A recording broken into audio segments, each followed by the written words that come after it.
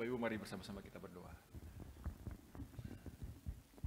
Bapa di surga, kami datang dengan hati yang gundah karena kami melihat kondisi bangsa dan negara kami. Kami berdoa memohon kebaikan dan kemurahan Tuhan. Kami sudah mengaku dosa di hadapan Tuhan atas bangsa dan negara kami, dan kami tahu bukan hanya orang-orang di luar sana, tetapi kami juga yang perlu bertobat. Bapa, tiap kali ada kesempatan kami mendengarkan firman Tuhan, kami tahu tidak ada yang kebetulan, dan dengan tema yang hari ini dibagikan, yang sudah disusun sebelum semuanya terjadi, Engkau punya maksud dan rencana, dan Engkau ingin membentuk kami semakin serupa dengan Putra-Mu yang tunggal, Tuhan Yesus Kristus, Sang Pengadil yang paling adil itu. Kami memohon ya Allah Roh Kudus, biar firman-Mu berbicara kepada setiap kami. Setiap kata-kata yang berasal dari Roh Kudus membentuk ulang konsep, pikiran, dan perilaku kami. Tolong setiap kami ya Bapa. Di dalam nama Tuhan Yesus kami berdoa. Amin. Selamat pagi Bapak Ibu. Jangan lupa untuk terus berdoa bagi bangsa dan negara kita. Saya mengundang kita untuk membuka satu bagian firman Tuhan dari Mika pasal 6 ayat yang ke-8. Satu ayat saja, saya akan bacakan untuk kita sekalian. Kitab Mika pasal 6 ayat yang ke-8, demikian firman Tuhan yang disampaikan langsung kepada Nabi Mika, yang kemudian dia sampaikan kepada bangsanya. Hai manusia, telah diberitahukan kepadamu apa yang baik. Apakah yang dituntut Tuhan darimu selain berlaku adil, mencintai kesetiaan, dan hidup dengan rendah hati di hadapan Allahmu? Hai manusia, telah diberitahukan kepadamu apa yang baik. Apakah yang dituntut Tuhan darimu selain berlaku adil, mencintai kesetiaan, dan hidup dengan rendah hati di hadapan Allahmu? Saudara, tema kita hari ini berlaku adil.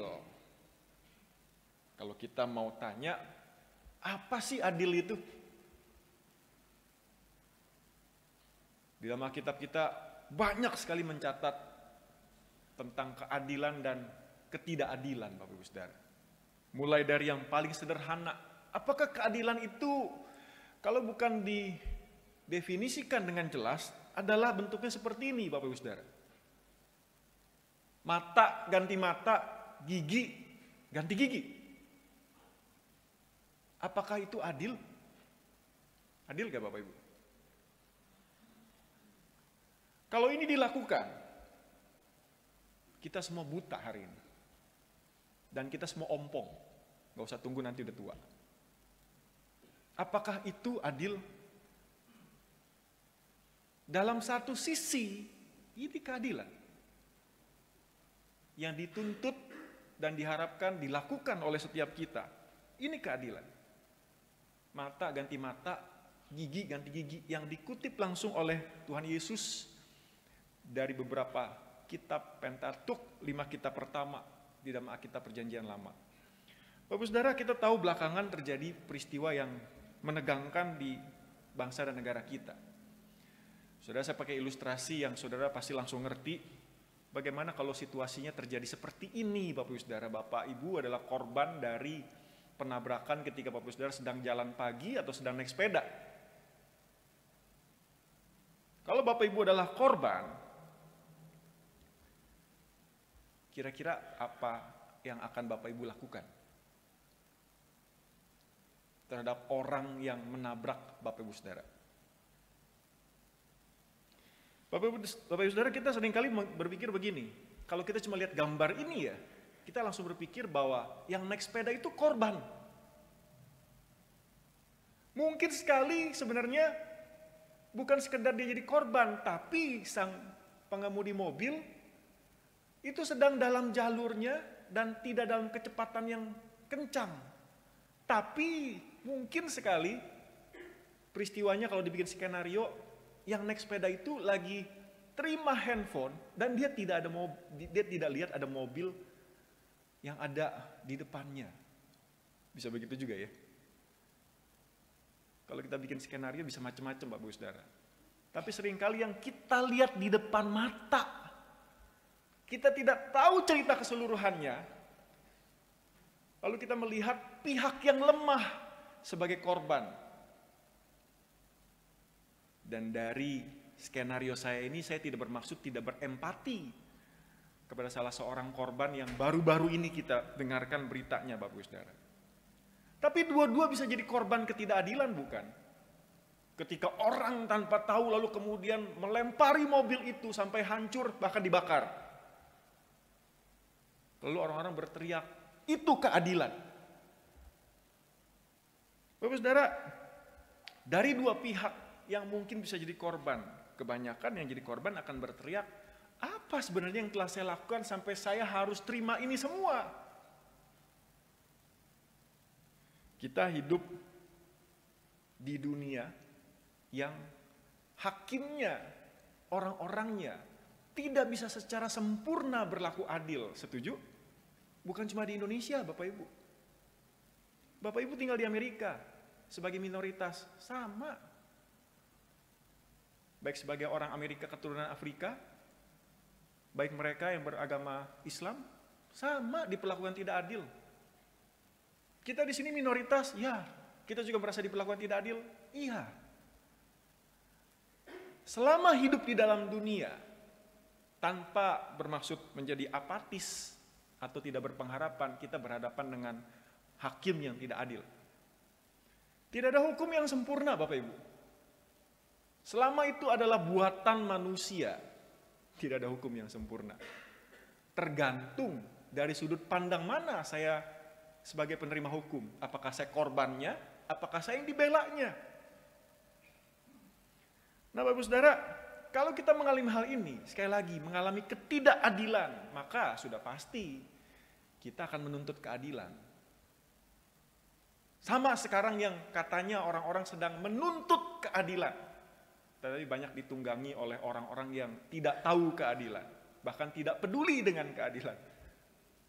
Dan kalau bisa kita akhirnya dapatkan keadilan, saudara, kita lah orang-orang penerima keadilan. Setuju? Dan kita pengen kita menerima keadilan. Tapi firman Tuhan pagi hari ini menarik sekali. Firman Tuhan pagi hari ini tidak berbicara tentang penerima keadilan. Tetapi perintah Tuhan adalah, apakah yang dituntut Tuhan darimu selain berlaku adil? Bukan penerima keadilan, tetapi pelaku keadilan. Sudah berlaku adil kan? Di rumah ketika berhadapan dengan anak-anak yang tidak berkuasa, karena diajarkan untuk menghormati orang tua sementara mereka merasa sebagai korban ketidakadilan. Saudara berlaku adil gak sama anak-anak? Saudara berlaku adil gak sama murid-murid? Ketika mereka diajar untuk tunduk pada suara guru yang lebih berotoritas, bukan otoriter ya. Ketika tahu diri salah, berani gak mengakui kesalahan? Dengan rendah hati bilang, sorry ya, papa salah, mama salah, bapak, ibu, guru salah. Saya hamba Tuhan salah. Kita diminta untuk menjadi pelaku keadilan, bukan sekedar penerima keadilan. Saudara, menarik sekali bagian firman Tuhan yang dibaca ini, satu paket, bukan cuma ngomong tentang keadilan. Tetapi di situ dikatakan, berlaku adil, mencintai kesetiaan, hidup dengan rendah hati di hadapan Allahmu. Saya mau sedikit koreksi.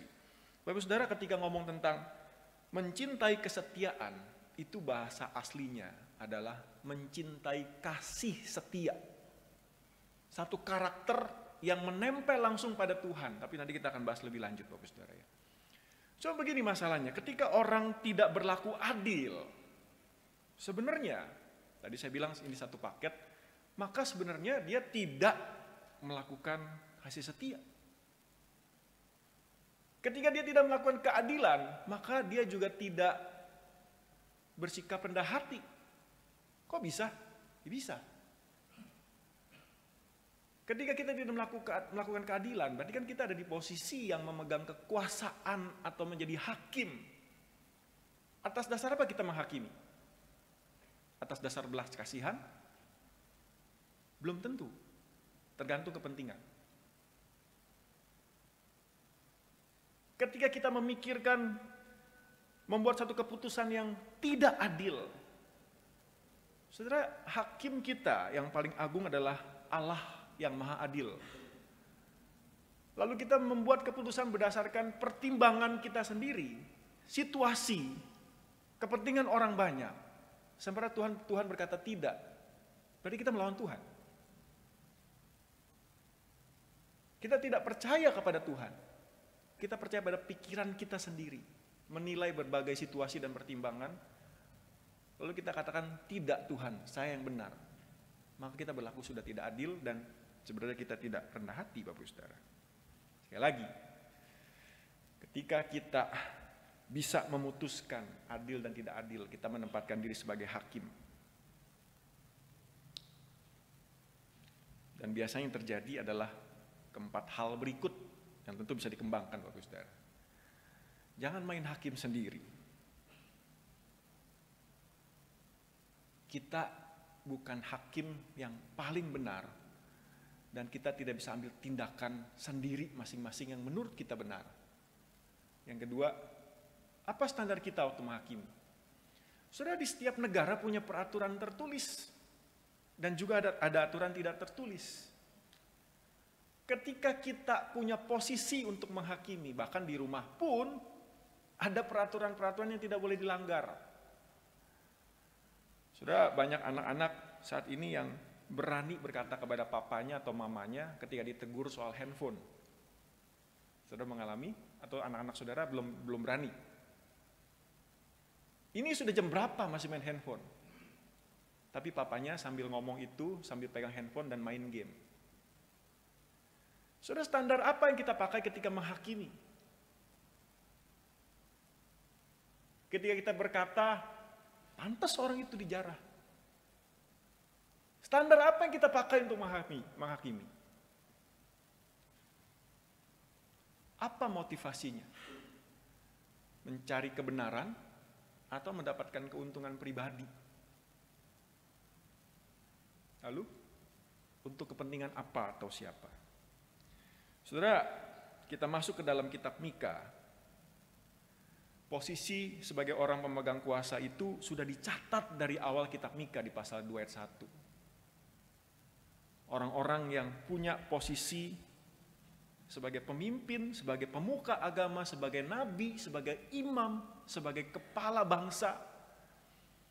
Mereka punya posisi kuasa, tetapi lihatlah kalau saudara baca, kita cuma baca satu ayat. Mika ada 7 pasal. Saudara, bertebaran di mana-mana ketidakadilan yang terjadi di dalam kitab Mika ini. Saudara, saya hanya catat beberapa, banyak sekali. Kalau saudara baca dengan teliti tiap pasal, maka saudara akan menemukan untayan-untayan teguran firman Tuhan yang sangat keras. Tuhan bukan hanya menyebutkan dosa-dosa mereka, ketidakadilan yang dilakukan, tetapi Tuhan langsung di bawahnya juga mengatakan, karena tindakanmu, maka ada konsekuensinya, ada akibatnya sampai mereka dibuang. Sudah, kita akan lihat beberapa. Mereka merampas ladang-ladang, menyerobot rumah-rumah, dan memeras orang. Bukan cuma zaman ini, Bapak Ibu Saudara, tapi zaman itu pun sudah terjadi. Mereka merebut jubah dan pakaian dari orang. Saya pikir hari ini kita nggak ada yang begitu ya. Tapi zaman itu pakaian itu menjadi sesuatu yang mahal. Dan ngomong bagian ini bukan cuma ngomong tentang bagian yang pakaian yang mahal. Tapi orang-orang yang memang sudah hanya tinggal punya jubah yang dipakai juga kalau orang miskin untuk tidur dan menyelimuti dirinya, tetap juga direbut sama orang-orang berkuasa. Mereka menghalau perempuan dari rumah mereka dan mengambil bayi-bayi mereka. Dari dulu sudah ada human trafficking.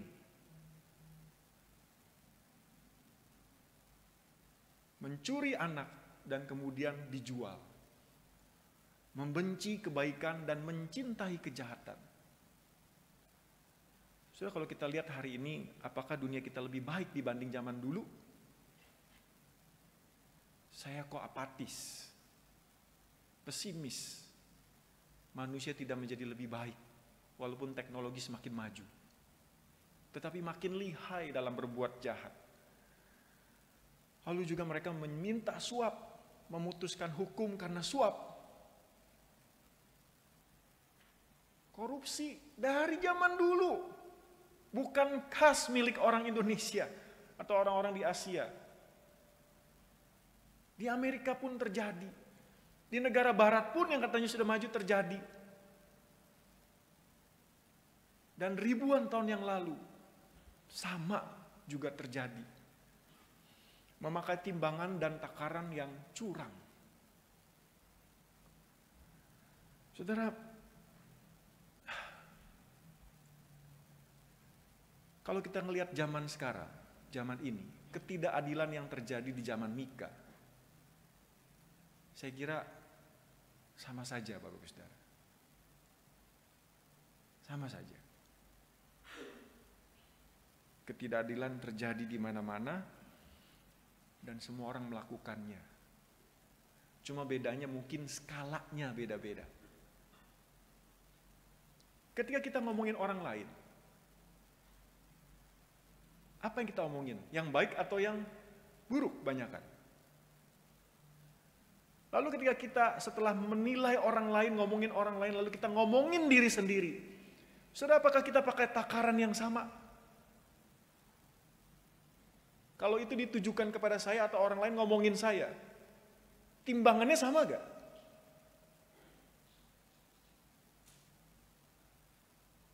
Waktu kita perlakukan orang lain, tidak semena-mena mungkin. Tapi kita tahu ada intensi, ada tujuan yang tidak baik. Lalu kita mengharapkan orang lain berbuat hal yang sama kita. Kita pasti ingin diperlakukan dengan baik, bukan? Apakah itu namanya keadilan?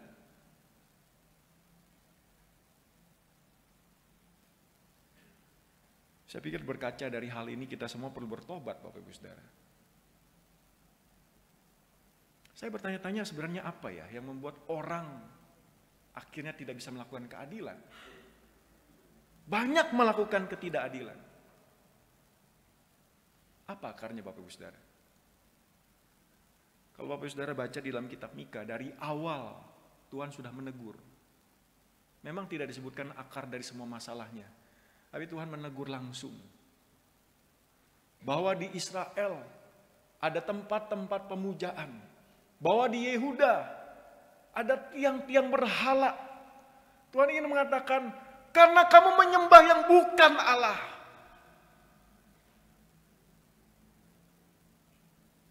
Saudara, di dunia ini ada berapa berhala? Kita hari ini nggak menyembah patung, bukan? Saudara, hari ini dan zaman dulu, ketika mereka menyembah berhala, mereka bukan menyembah berhala. Untuk apa mereka menyembah berhala? Untuk apa Bapak Ibu? Supaya panennya lancar, supaya tidak sakit,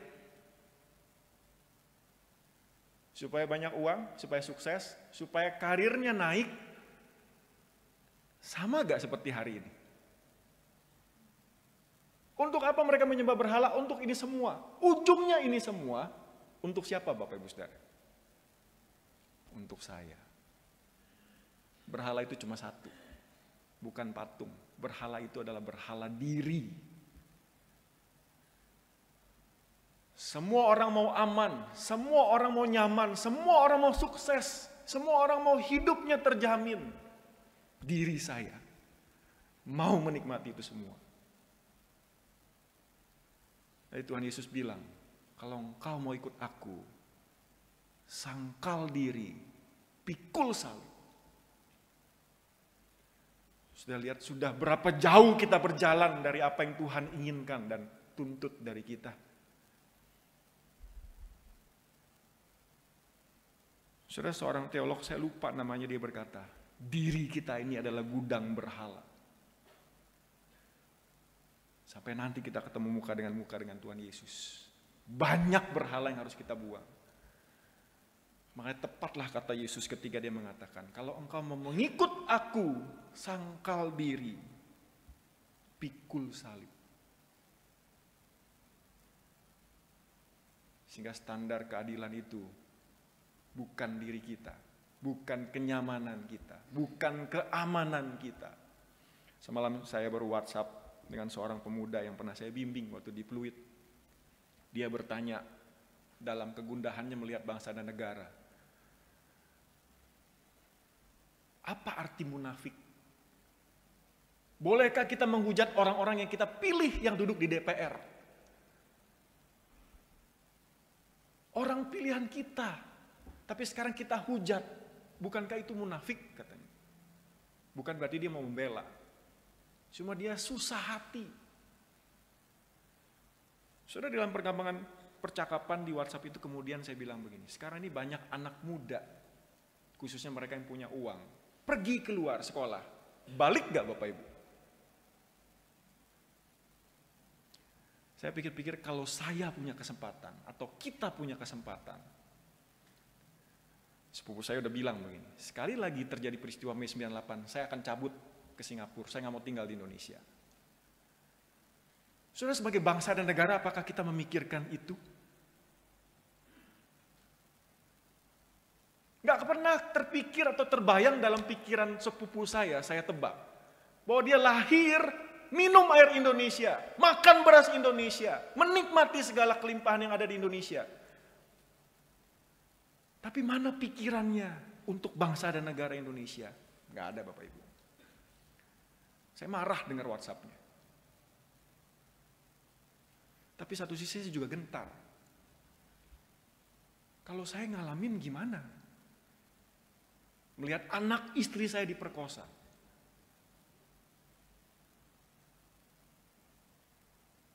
Saudara, negara kita sedang genting.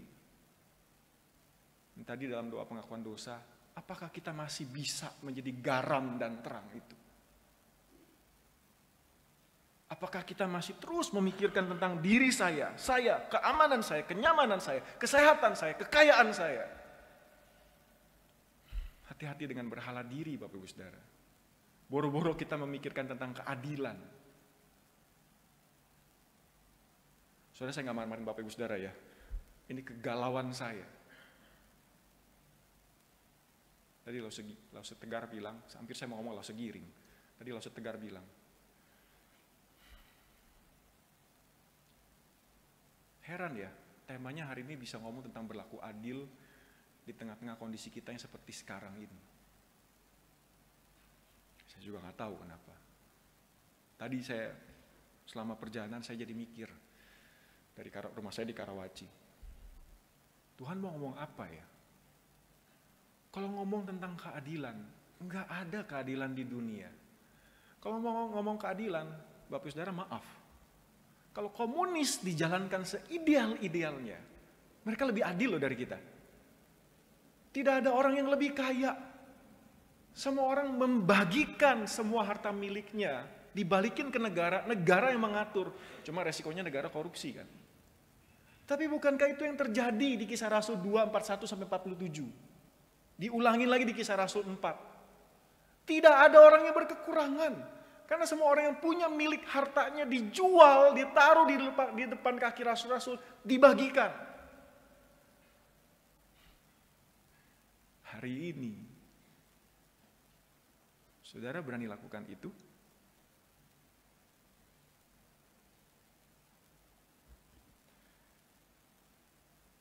Bukankah kita sebagai orang-orang percaya melakukan maunya Tuhan? Banyak orang mengatakan Kisah Rasul 2:41-47 itu adalah gambaran ideal gereja. Bukankah gereja harusnya menuju ke sana?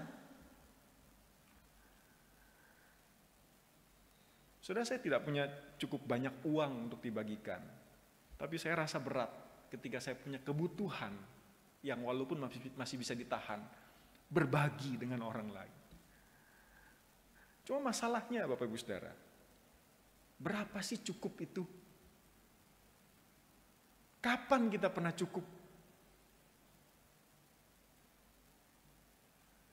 Lalu dengan semua yang sudah kita sharingkan dan renungkan pagi hari ini, Saudara, apa hubungannya dengan hidup kita? Apa maunya Tuhan? Lewat firman Tuhan yang kita baca dan dengarkan. Berlaku adil. Mencintai kasih setia. Hidup dengan rendah hati.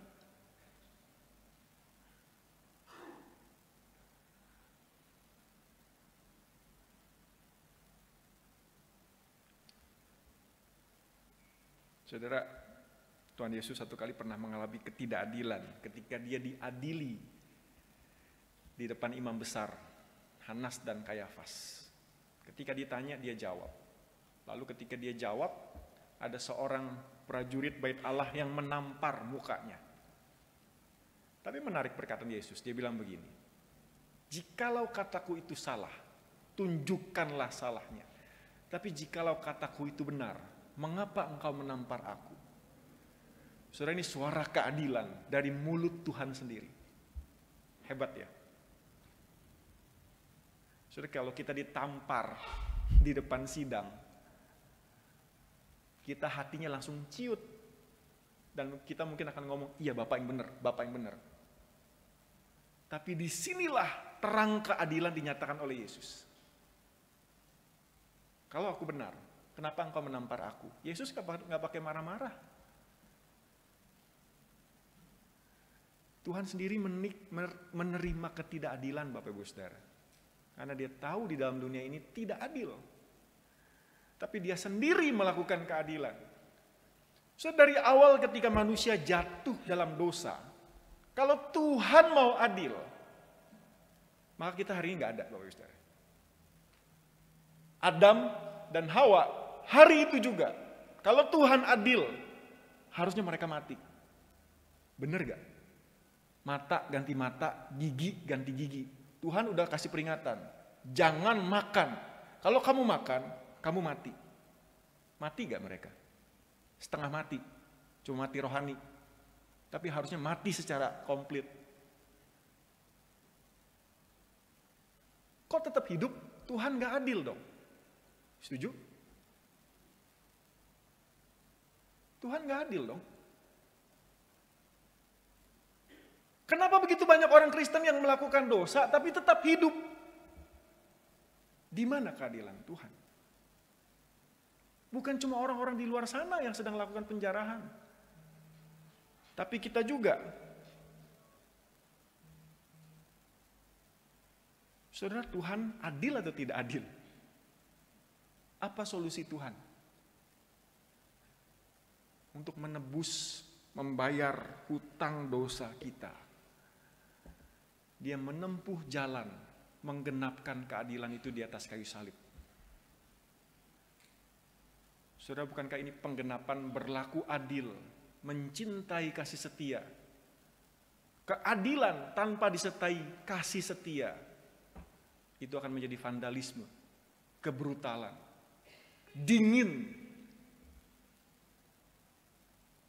Dan Tuhan lakukan itu di atas kayu salib, juga menggenapkan dia dengan rendah hati taat kepada Bapaknya. Saudara, ini keadilan.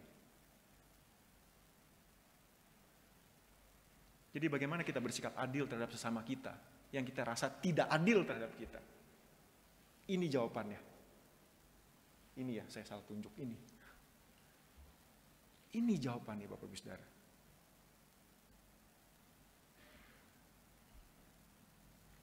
Terakhir, Bapak Saudara, bagian firman Tuhan ini dimulai dengan, hai manusia, telah diberitahukan kepadamu apa yang baik, apakah yang dituntut Tuhan. Saudara, terakhir, renungkan ini. Tuntutan Tuhan 3, berlaku adil, mencintai kesetiaan, hidup dengan rendah hati di hadapan Allahmu. Tapi, tuntutan ini tidak bersyarat Bapak Ibu Saudara. Tuntutan Tuhan ini tidak berlaku dengan jika lalu maka. Diperlakukan seperti apapun, saudara, tuntutan Tuhan yang baik menurut Tuhan adalah tetap berlaku adil. Jangan berlaku tidak adil. Apapun kondisinya, walaupun kita diperlakukan tidak adil. perintahnya jelas. Jangan cuma jadi penerima keadilan, tapi pelaku keadilan. Tidak bersyarat, tidak tergantung oleh dunia luar. Kita gampang kecewa, kita rapuh dan rentan. Tapi firman Tuhan tidak berubah. Tetap jadi pelaku keadilan. Mari kita berdoa.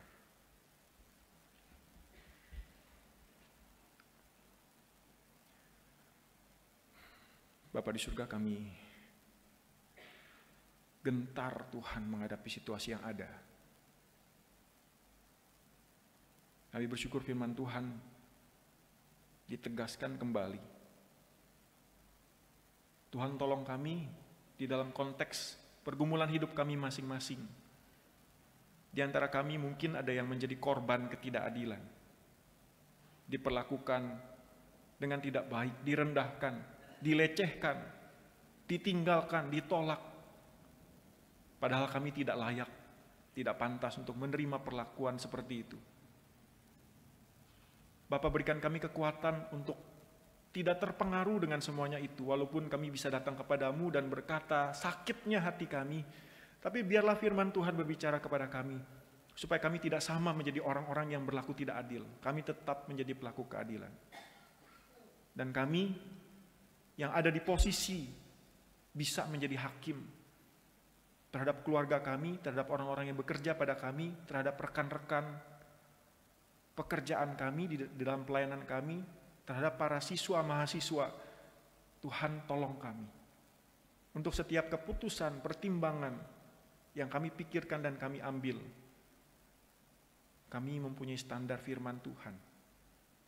Dan di dalam semuanya itu Tuhan, biarlah kami boleh kenakan belas kasihan untuk menyatakan keadilan Tuhan. Tolong kami Bapa. Di dalam nama Tuhan Yesus kami berdoa. Amin.